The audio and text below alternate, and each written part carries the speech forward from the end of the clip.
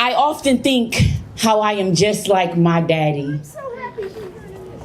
How we both use music to soothe the mind and body. How I'd critique the sound of my own melody. How I couldn't stand my own reflections glimmer. How body dysmorphia had him digesting the ugly truth that being fat was a crime, not worthy of forgiveness.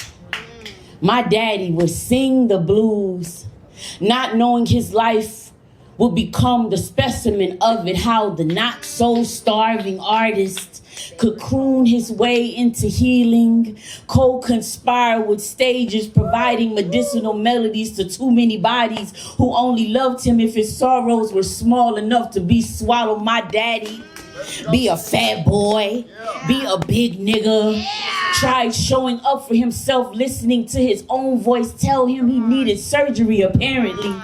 Bad news wasn't the only thing he could stomach. He died on the operating table, but I wonder if I was the conductor. Come on, poet. Setting the tempo for his last breath while pacing the beat of a failing heart.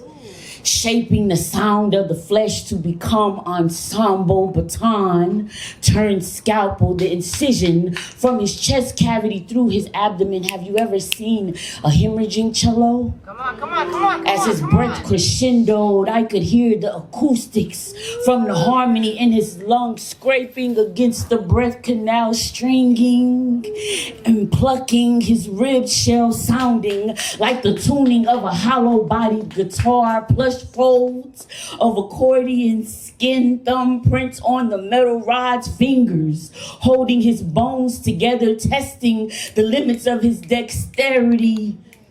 The gastric band squeezed his small intestines, making sure he'd never sing from his diaphragm again. We've all heard of unsuccessful surgeries ending in death, but have you ever heard of a failed symphony?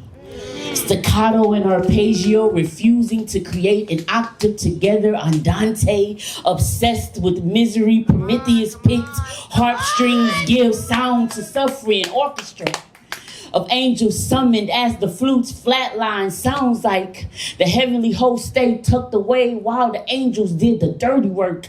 And what's it called? When all the instruments go silent at one time,